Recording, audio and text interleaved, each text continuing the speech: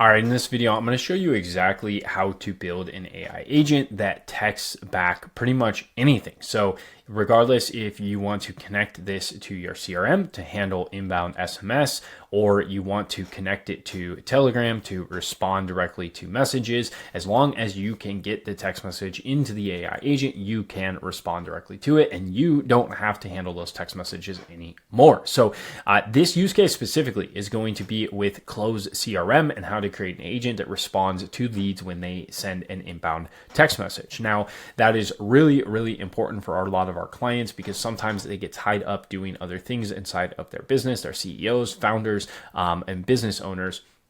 And they don't have time to reply to every single message as it comes in, and they may not trust a VA or something to actually respond to it. So we can handle those text messages in a timely and efficient manner every single time. And I'm going to show you exactly how to build it in this video. So you can see here on the left-hand side an example.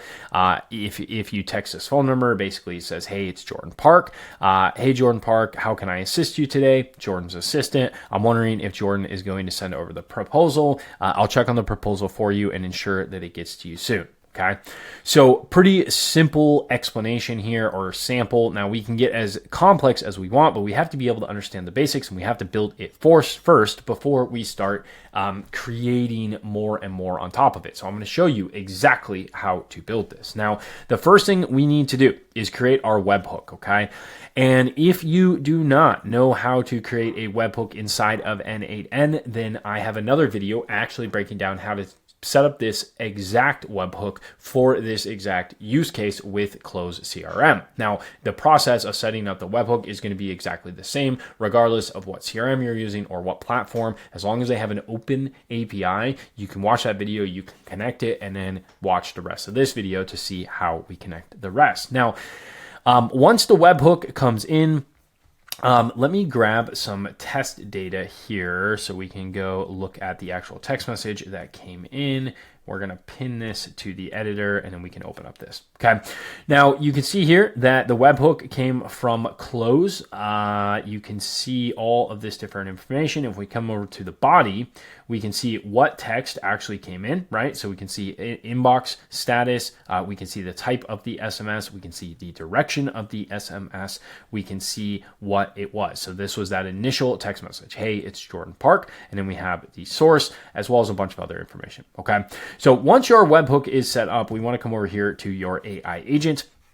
And you're going to see a bunch of stuff on the left-hand side. If you don't see this, that means one of two things. You haven't connected your webhook to your agent, or you're stuck on tab or JSON. Okay, or sorry, table or JSON.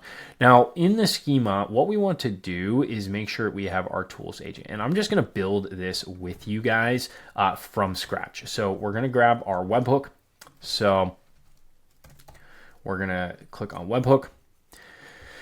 We're going to throw our webhook over here. I'm going to create a completely new webhook subscription for you. So let me open up Postman.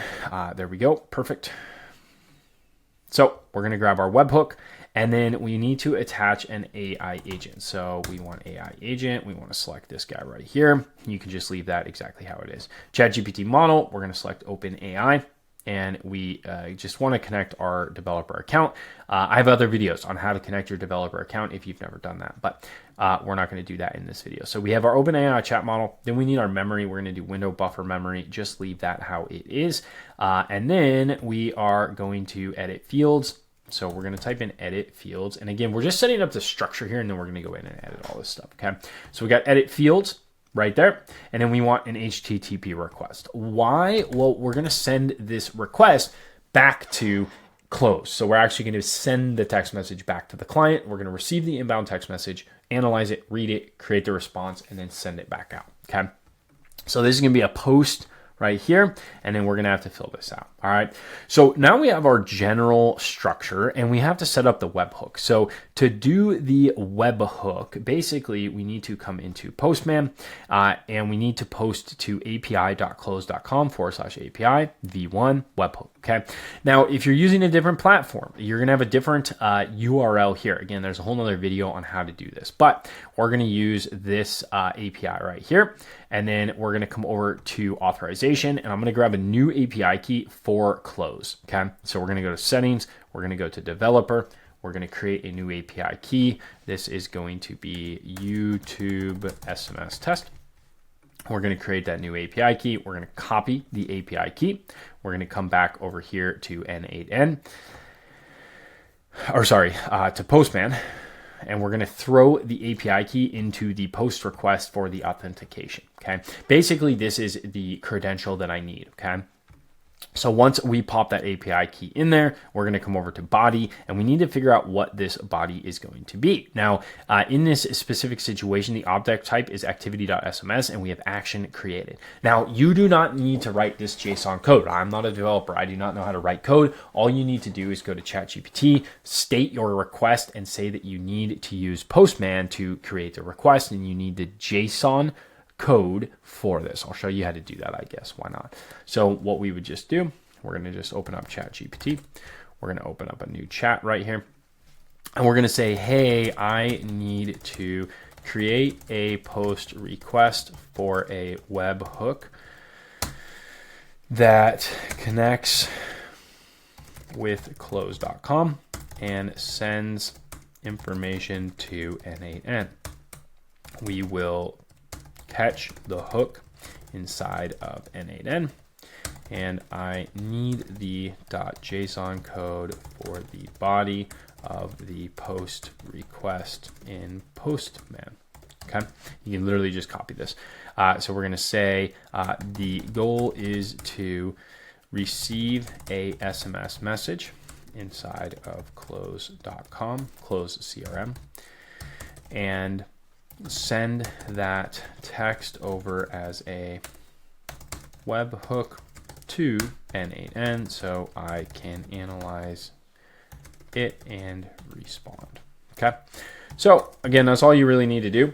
Explain the situation, and then it's going to write the actual code for you, right? So it actually pulls the subscription event, SMS created, right? It's going to filter for inbound, and then boom, it has this right here. Okay. Now your n8n URL is going to come from this right here. So we want to switch this production. We want to switch this to post, and then we're going to grab this URL. So we're going to copy that, and we're going to come back to Postman, copy and paste your code. Now it's already in here, so I just need to copy this, paste this in here. Okay. Now, if you don't want this big string at the end with the webhook, all you have to do is change the path right here, and you can name that whatever you want, but we're not going to do that. So, okay. So once you have this in here, as long as you have your post request up here, you have your body, and then you have your correct authorization, you should be able to just click send, and boom, you're going to see this green thing right here. So now anytime that CRM receives an inbound text message, it is going to trigger this workflow. Okay.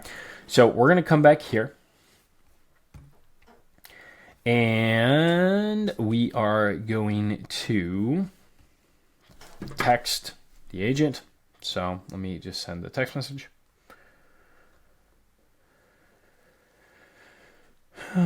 Testing YouTube. There we go. Text message sent. Okay. And then we should be able to just play this guy. And now here is, let's just delete this. Let me play this. Now we may run into some issues because I'm building these inside of each other. That would be the only issue. Let me see if I can grab it. Yeah, it's going to error out because we're running both. So that's fine, because basically that's exactly how you set up the webhook. And now we can shift over to here. So we're going to receive this exact thing, okay?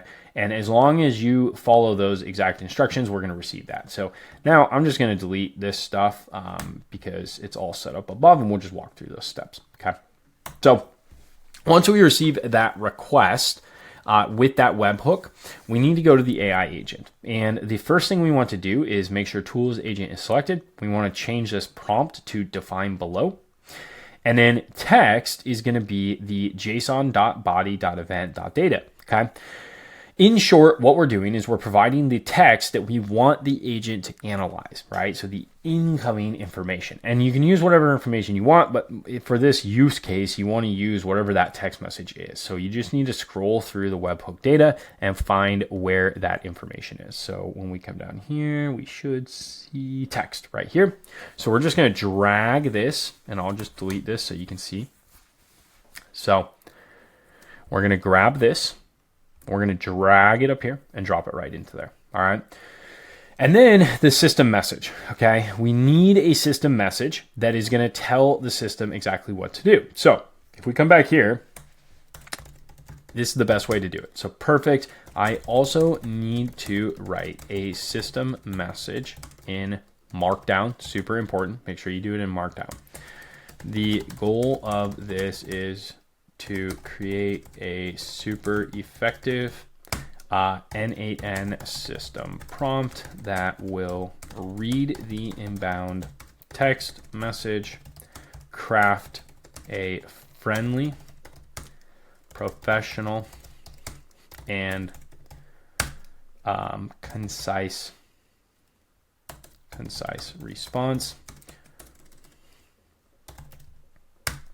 And we'll just start there for the sake of the video, but you can get as complicated as you want. Okay. So super straightforward. You're going to grab this n8n system prompt. You're going to come over here and you're going to paste it into here. Okay. Now, the reason we use Markdown inside of here is because it's easier for the agent and n8n to actually understand. Think of it as you're speaking in its native language. Okay. So now that your system message is in there, you're all good to go. You want to open up the ChatGPT node or connect it if it's not connected. So you just hit the plus icon, select OpenAI, and then we are going to select the credential. Create new credential. If you don't have one, you just need an API key from your ChatGPT developer account, and then we're just going to use 4.0. So you just select 4.0. That's all you need to do there. Now, window buffer memory, same thing. So you want to come down here. You want to go session ID, define below, and in your key, you're going to get from mapping, and you're just going to pop this in here. Now, if you don't have anything on this left-hand side, an easy way to go get that is just to copy this one right here, and then come in here and paste that. Okay. And then context window length, you can increase this if you want, but we're just going to leave it at 5. The context window length is how many windows of memory that it actually has and thinks back. So that should be fine for this case. And then edit fields. So there's a few ways to do this. We could use an output parser right here. If you're going to use an output parser, you just turn on this required specific output source. And then you're going to see basically this output parser button, and then you can do a structured output parser and you can generate the code. Now, how do we figure out this code if we don't know how to develop? Again, just go back here. Perfect. I want to use the output parser option in n8n. Please provide me the .json code I need in there to parse out this data that the AI agent will provide. Okay. So that's one way to do it. And it's going to parse out this information. It's going to write the JSON for you. Okay. Now, another way to do it is to just keep this toggled off and not use the output parser. Okay. And instead just do edit fields. So you'll do edit fields. The mode is going to be JSON. So instead of manual mapping, you switch it to JSON. And then you're going to put the JSON information in here. So basically, we're bringing over the lead ID, the contact ID, the local phone number, the remote phone number, the direction, the status, and then the text. Okay. And that's all you need to do. Now, those will come in from the previous node. So let's just go ahead and play this real quick. And then we'll play this. And you'll see boom, boom. Okay. So now we're all the way over here. And then we have the data now on this left-hand side. So to get these things popped in here, lead ID, we would just scroll down to the lead ID, not the event over there, but we have lead ID, which will be right in here somewhere. Lead ID right here. So you just drag and drop this into there. Okay. So pretty straightforward. After that, we just run this, and now it's going to output this really nicely. And then when we open up this node, we're going to be able to see our edited fields right here. So we can see our text, we can see the direction, outbound, the phone numbers associated, the contact ID, and the lead ID. Okay. So now we are going to post this information back. Okay. So we need to select the HTTP request. So HTTP request, you select that guy right there. And then once you do that, you want to make sure the method is set to post.